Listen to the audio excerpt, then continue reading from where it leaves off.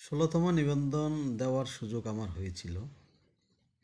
তো ১৬তম যখন নিবন্ধন পরীক্ষা আমি দিচ্ছিলাম, তখন আমার প্রস্তুতি হিসেবে একটা বই ছিল, সেটা হচ্ছে আমি বিগত সালে নিবন্ধনের ফিলির যে প্রশ্ন ব্যাংক এমসিকিউ আর কি যেখানে থাকে, ওই একটা বই আমি নিয়েছিলাম।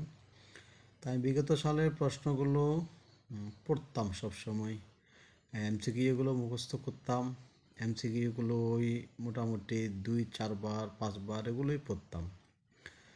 তো আমি আসলে ওরকম চিন্তা ভাবনা করতাম না যে আমার মনের মধ্যে ছিল যে এই বইতে যেভাবে আসছে হয়তোবা পরীক্ষার মধ্যে ওভাবে চলে আসবে। কারণ তখন তো আর চাকরির বেশি পরীক্ষা দিইনি, মাত্র একাডেমিক পড়ালেখাটা শেষ করলাম।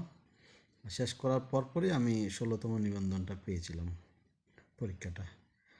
তো ওই বইটা পড়তাম সব সময়। তো পাশাপাশি বিসিএসের প্রশ্নগুলোই দেখতাম। তো এখন কি হলো, আমি ধরতে গেলে আমি বুঝতাম না যে ব্যাকরণ থেকে কতটা, বাংলার মধ্যে ব্যাকরণ থেকে কতটা প্রশ্ন আসবে, গণিত থেকে কোন কোন অধ্যায় থেকে প্রশ্নগুলো আসে, সাধারণ জ্ঞানের মধ্যে কোন কোন টপিকগুলো থেকে প্রশ্নগুলো আসে, বিজ্ঞানের মধ্যে কোন কোন অধ্যায় থেকে প্রশ্নগুলো আসে। আমি সেটা জানতাম না। আমি জাস্ট বিগত সালের প্রশ্নগুলো মুখস্থ করতাম, দাগায় দাগায় পড়তাম, শিখতাম, পাশাপাশি বিসিএসের প্রশ্নগুলো একটু একটু দেখতাম। তো এখন কি হয়, ১৬তম পরীক্ষাতে আমি অংশগ্রহণ করি, কিন্তু পরীক্ষার আগের দিন আমার কনফিডেন্স লেভেল অনেকটা ভালো ছিল যে আমার তো মোটামুটি বই শেষ, আমি পাস করতে পারবো।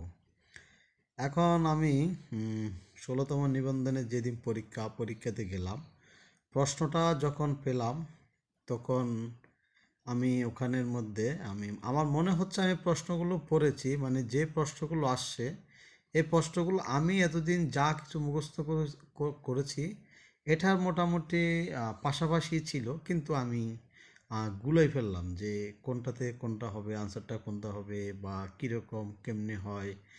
এটা তো পড়লাম, এটা এখানে তো এটা দেখলাম অন্যরকমভাবে আসলো।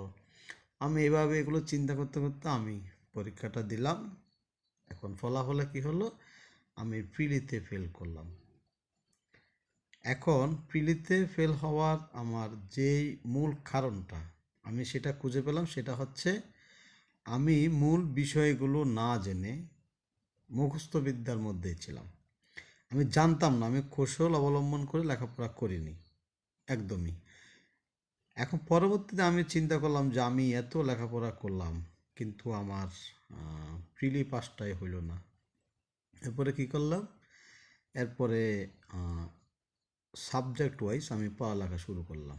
বাংলা থেকে ধরে ধরে, সাহিত্য থেকে কোথায় কোথায় প্রশ্নগুলো আসে, গণিতের মধ্যে কোন কোন অধ্যায়গুলো থেকে প্রশ্নগুলো আসে, সাধারণ জ্ঞানের মধ্যে কোন কোন টপিক থেকে প্রশ্নগুলো আসে, সাধারণ বিজ্ঞান থেকে কোন কোন বিষয় থেকে কোন কোন অধ্যায় থেকে প্রশ্নগুলো আসে, ইংরেজিতে কোন কোন টপিক যেগুলো খুবই গুরুত্বপূর্ণ, যেগুলো থেকে প্রশ্নগুলো থাকে।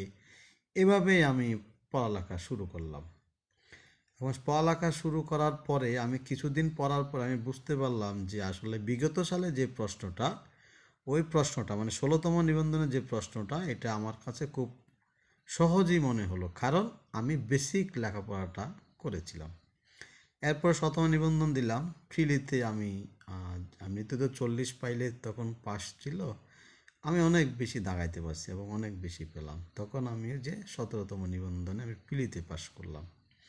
তো আজকের যে মূল বিষয়টা আমি বলতে চেয়েছি সেটা হচ্ছে, শুধু না জেনে না বুঝে পড়া মুখস্থ করে এমসিকিউ দেখে কিন্তু পরীক্ষাতে পাশ করা যাবে না। কারণ এখন প্রতিযোগিতা অনেক বেশি হয়ে গেছে, সেই জন্য আমাদের যে প্রস্তুতি, তাহলে বেসিক থেকে প্রস্তুতিটা নিতে হবে।